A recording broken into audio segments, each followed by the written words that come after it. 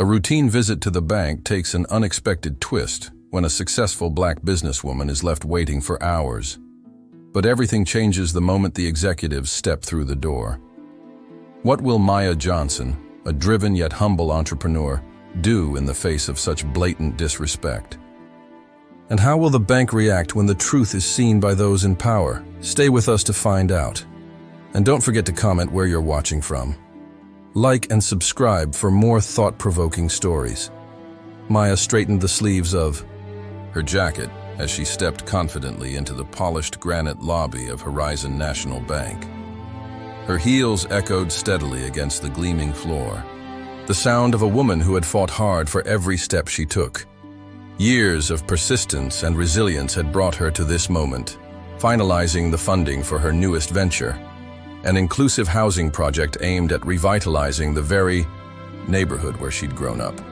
She approached the reception desk with a composed smile. "Good morning," she greeted the clerk. "I'm Maya Johnson, here for a 10 a.m. meeting with Mr. Gaines." The receptionist checked her screen, her smile fading ever so slightly. "I'll let Mr. Gaines know you've arrived," she said politely. "Please take a seat, Ms. Johnson." Maya nodded and sat down on one of the minimalist black chairs nearby. It was 9:55 a.m. She was, as always, a few minutes early. She glanced at her phone, reviewing the last few bullet points for her presentation. The deal was all but sealed. Flawless credit, impeccable track record, solid portfolio. This was just a formality. But she knew how much appearances mattered. The minutes slipped by. Maya noticed the receptionist whisper something to a colleague around 10:10. Her chest tightened for a moment, but she chose to remain still, remembering that calm confidence had always served her better than confrontation. By 10:30, she approached the desk again, her voice steady but unmistakably firm. "Pardon me, can I confirm that Mr. Gaines has been notified I'm here?" The receptionist looked momentarily flustered, tapping the keyboard anxiously. "Yes, ma'am. He knows. He's just wrapping up some things. He'll be with you shortly." Maya gave a slight nod and returned to her seat, crossing her legs and sitting upright with intent. She watched other clients come and go, each one called promptly and greeted with courtesy, while the clock continued its quiet critique of her professionalism. At 11 a.m., Maya stood again, her tone sharper. "My appointment was an hour ago. Can you please explain the delay?" This time, the receptionist picked up the phone. After a brief and hushed exchange, she replied, "Mr. Gaines will be with you soon." That soon stretched into another 30 minutes. Finally, the bank manager emerged. But the sight of him did little to ease Maya's growing frustration. David Gaines, a man in his late 40s with slick hair and a tailored suit, walked over with a smile that felt more like routine than remorse. "Ms. Johnson, sorry for the wait," he said flatly, his voice devoid of genuine regret. "It's been a hectic morning." Maya met his gaze directly. "My meeting was scheduled for 10.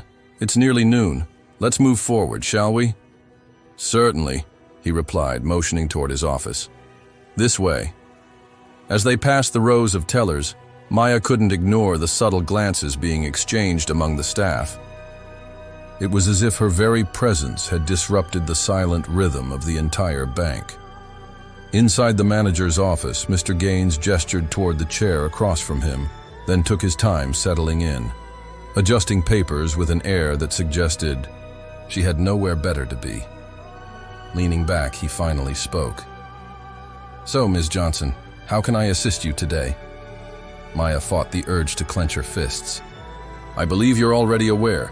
I'm here to finalize the loan for the Riverstone Commons development. All necessary documents should already be in your system." Mr. Gaines glanced at his screen, clicked around without urgency, then leaned back again, fingers interlocked over his midsection. "Ah, yes, the Riverstone Commons project. That's quite a bold endeavor." "It is," Maya responded evenly. "But as you'll see, I've met every single requirement. Your underwriting team has reviewed and approved my proposal, financial records, and business plan. All that's left is your final signature." His mouth curled into a thin, unreadable smile. "Well, these matters require careful attention. Ms. Johnson, I'll need to comb through everything again to ensure nothing has been overlooked. I was informed that approval had already been granted, pending only your sign-off," she replied. "That's true," he said. His tone dipped in patronizing charm, "but I prefer to give these files a personal review. Surely you understand." Maya pressed her tongue to the inside of her cheek, keeping her expression neutral. She knew exactly what this was, a power play designed to shake her confidence and reassert control over a situation she had navigated flawlessly. "Take all the time you need," she replied, her voice calm, smooth, and unshaken. "I'll wait right here." His smile twitched briefly, but he nodded and turned back to his monitor. The next hour crawled by. He scrolled slowly through her documents, scribbling notes, occasionally asking questions that had little relevance. Maya responded to each one, with composed precision, masking her rising frustration with unshakable grace. By 12:45 p.m., her patience had worn thin. She stood abruptly, prompting Mr. Gaines to look up, startled. "Mr. Gaines," she began, voice firm yet respectful, "I operate with professionalism and expect the same in return. If there's an actual concern with my application, I'd prefer we address it directly. Otherwise, I believe we've wasted more than enough time." He blinked, then quickly shifted into defensive arrogance. "Ms. Johnson, I assure you I'm simply doing my due diligence." "And I assure you," Maya said, eyes locked on his, "that I know a delay tactic when I see one.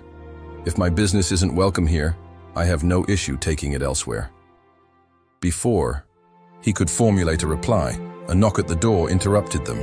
A junior staff member, Claire, stepped in. "Sorry to interrupt, Mr. Gaines. The regional board members just arrived for their meeting." The color drained from his face. He shot up, adjusting his tie as though the air had turned heavy. "Of course, please escort them to the conference room. I'll be there shortly." Claire nodded, but paused, glancing at Maya with a hint of recognition. "Actually, one of the board members specifically asked to see Ms. Johnson." Maya's eyebrows lifted, her curiosity clearly piqued. Mr. Gaines turned toward her slowly, his discomfort now unmistakable. "Well then," he muttered, "it seems you have quite the network, Ms. Johnson." He spoke the words with visible strain, and Maya met his gaze without flinching. "Yes," she replied coolly. "It appears I do." With quiet dignity, Maya straightened her posture and followed Claire out of the office. Mr. Gaines trailed. Behind, his footsteps brisk and unsteady as they echoed off the polished stone floors. The lobby buzzed softly. Employees paused mid-task, and customers looked up with subtle curiosity as the small group made its way toward the executive meeting wing. The conference doors were already open, revealing a room full of sharply dressed board members engaged in lively conversation.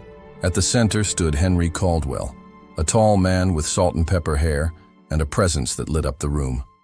When his eyes found Maya's, his face immediately broke into a broad, sincere smile. "Maya!" he boomed, his voice rich with affection. "It's been far too long." "Mr. Caldwell," she greeted warmly, mirroring his smile as she approached. He extended a hand to shake hers, but Maya instead offered a quick, heartfelt hug. The other board members exchanged curious glances, clearly intrigued by the familiarity between the two. "You're looking great, Henry," she said, stepping back. "And you haven't changed a bit," he replied, gesturing for her to take a seat. "Please, have a seat. I trust Mr. Gaines has been treating you well?" The question sounded casual, but the way Caldwell glanced over at Gaines suggested he wasn't so sure. Maya paused, meeting Gaines's nervous gaze for a fleeting second. His jaw was tight, hands awkwardly twitching at his sides. "Well," she said diplomatically, "let's just say it's been an interesting morning." Henry's brow furrowed, but he didn't press further. Instead, he turned to the rest of the room. "Everyone," he announced, "I'd like to introduce Maya Johnson, an exceptional force in the world of real estate development. Her Riverstone Commons initiative is exactly the kind of innovative investment this region needs. The board greeted her with warm nods, a few faces lighting up in recognition. Gaines, who had been lingering awkwardly at the door, stepped forward, abruptly, eager to steer the moment back under his control. "Yes," he chimed in quickly. "Ms. Johnson and I were just finalizing the details of her loan file. It's quite a complex endeavor, and I wanted to ensure every box was checked." Maya glanced at him, her face calm but unreadable. "That's certainly one way to describe it," she said evenly, her voice edged with subtle defiance. Caldwell narrowed his eyes slightly, picking up on the undercurrent. "Is that so?" he asked, his tone gentle but inquisitive. He turned back to Maya. "And from your perspective, how has the process gone so far?" She inhaled slowly, choosing her words with care. "The underwriting team was diligent and efficient," she began, "but the final stages have experienced unnecessary delays." Gaines shifted in place, visibly uncomfortable. "I can assure you, Mr. Caldwell, I've simply been thorough in my review. We follow every step to the letter." Caldwell leaned back, studying him carefully. "Thorough, you say? Maya, did you have a scheduled appointment today?" "Yes," she answered plainly. "At 10 o'clock sharp. I even arrived early." "And what time is it now?" he asked, voice low but sharp. Maya glanced at her watch. "Nearly 1 p.m. A hushed wave of murmurs passed through the room. The board exchanged glances, expressions ranging from puzzled to clearly displeased. Caldwell's jaw tightened, but his voice remained composed. "Samuel," he said evenly, "I sincerely hope there's a very good explanation for why one of our most valued clients has been kept waiting nearly 3 hours." Gaines opened his mouth to speak, then shut it again, his face turning crimson. "I was just making sure everything was properly aligned," he muttered. Caldwell turned toward Maya. "Maya, would you mind stepping outside for a moment? I'd like to speak with Mr. Gaines privately." "Of course," she replied smoothly, rising from her seat. As she walked into the hallway, she noticed the quiet glances exchanged between a few staff members, looks of subtle satisfaction. It was clear Gaines's behavior hadn't gone unnoticed by the people around him. From inside the conference room, the muffled but unmistakable sound of Caldwell's voice could be heard. Firm, measured, but undeniably stern. Maya allowed herself a small smile, but it faded just as quickly. Moments like these reminded her that no matter how far she had come, there were still doors that needed to be pushed open. After a few minutes, the door reopened. Caldwell stepped out, his expression calm but resolute. "Maya, please come back in." She returned to the room, her posture poised and steady. Gaines stood silently near the wall, his face pale, his confidence nowhere in sight. Caldwell gestured for her to sit. "I want to personally apologize for how this situation was handled," he said. "It doesn't represent the values we stand for at this institution, and I'll make sure appropriate steps are taken." "I appreciate that," Maya replied, her tone even but sincere. "I've always believed this bank could become a true leader in supporting community development. I hope we can move forward together to make that happen." Caldwell nodded firmly. "Absolutely. And regarding the Riverstone Commons project, I'll see to it personally that the documentation is fast-tracked. You can consider the loan approved." The words landed like a gentle release to the tension Maya had been holding. She smiled warmly. "Thank you, Henry. That means more than, you know." As the meeting wrapped up, Maya shook hands with the other board members, each of them offering kind words and admiration for her work. When she finally stepped out of the conference room, a quiet sense of triumph washed over her, but her mind had already shifted toward how she could use this moment to push for real, lasting change. Claire, the junior associate who had spoken up earlier, approached her hesitantly. "Ms. Johnson," she said softly, "I just wanted to say, I'm sorry." for how you were treated earlier. It wasn't right. Maya placed a gentle hand on her shoulder. Thank you for saying that. Doing the right thing isn't always easy, but it matters. Claire nodded, her expression brightening. Maya turned toward the exit, her stride purposeful, her head high. This wasn't just her win. It was a step toward something far bigger. Later, as she made her way through the lobby once more, the air felt quieter. The earlier buzz replaced by stillness. Staff, who had been silently watching now, looked away quickly. Though Maya caught a few fleeting, supportive smiles, Claire stood by the teller counter again. Their eyes met, and the young woman offered a quiet nod of respect. Just before Maya reached the doors, Caldwell appeared beside her, his long steps falling into rhythm with hers. Maya, do you have a moment? She paused, turning toward him. Of course, Henry. He glanced around, then lowered his voice. I just wanted to thank you, not only for your patience, but for the grace with which you handled all of this. You've given us the chance to confront issues we frankly should have addressed a long time ago. Maya tilted her head slightly, her expression reflective.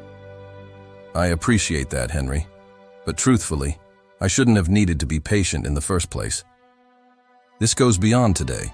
It's about making sure every client, no matter who they are, is treated with dignity. Caldwell nodded solemnly. You're absolutely right, and I'd like to extend an invitation to you. Our board is launching a new task force focused on reworking our customer service model with an emphasis on inclusion and fairness. We would be honored to have your input. Frankly, I can't think of anyone better to guide us. The offer caught Maya slightly off guard. She was used to wearing many hats as a business leader. But the idea of helping shape institutional reform at this level was new territory. Still, she smiled. I'd be glad to help. Let's make sure what happened today doesn't happen to anyone else. Caldwell extended his hand. Then it's settled. My office will reach out with the next steps. As they shook hands, Maya felt the weight of the moment settle in. This wasn't just a personal victory. It was one more brick removed from the wall of bias that still stood in far too many places. As Maya stepped outside the bank, she noticed a familiar figure waiting by the curb. It was her assistant, Jordan, dressed in a sharp suit, camera bag over one shoulder. He had been waiting for her message, but clearly decided to come in person. His eyes lit up as she approached. Maya Johnson, how'd it go? He asked, holding the door open to the black sedan parked nearby. She slid into the seat, releasing a long breath as Jordan took the wheel. Let's just say, it was a day, she said with a smirk. The loan's approved, but it didn't come without some resistance. He raised an eyebrow, starting the engine. Should I be worried? You'll read all about it someday in my memoir, she replied, half joking, but not entirely. As they pulled away from the curb, Maya took out her phone, already drafting an email to her team.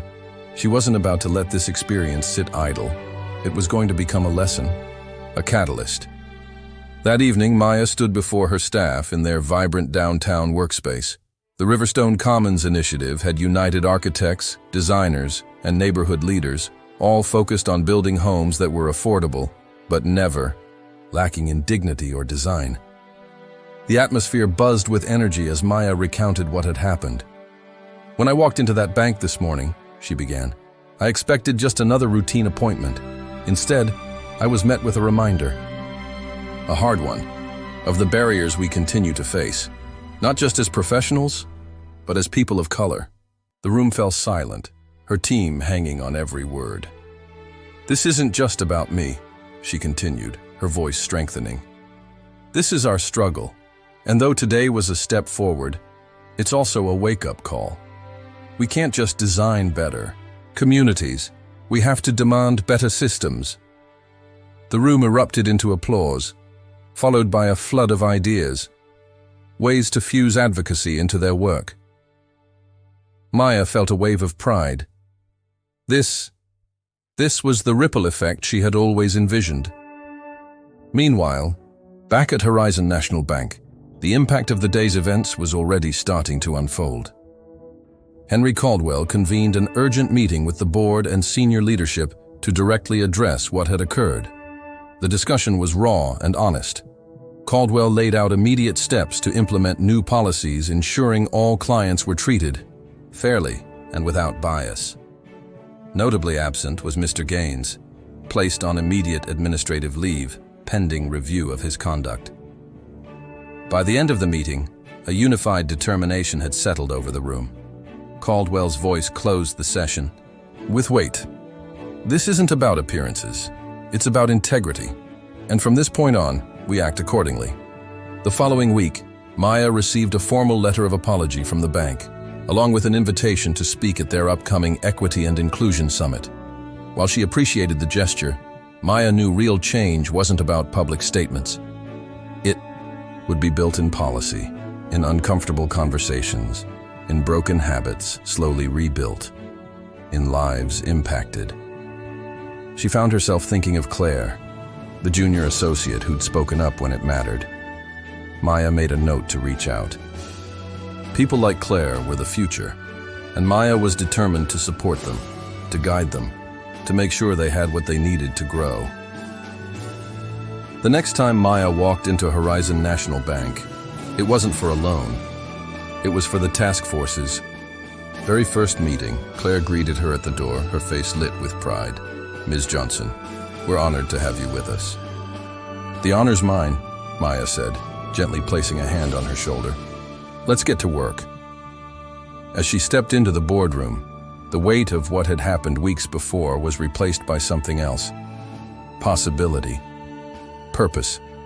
She had taken injustice and transformed it into momentum, and she wasn't finished yet. This is the kind of story that asks us to face hard truths, to raise our standards, and to demand better from the world we live in. Maya's journey reminds us that real change isn't easy, but it's always worth the fight. Would you have spoken up in her place? Tell us what you think in the comments, and don't forget to like and subscribe for more stories that move hearts and fuel hope.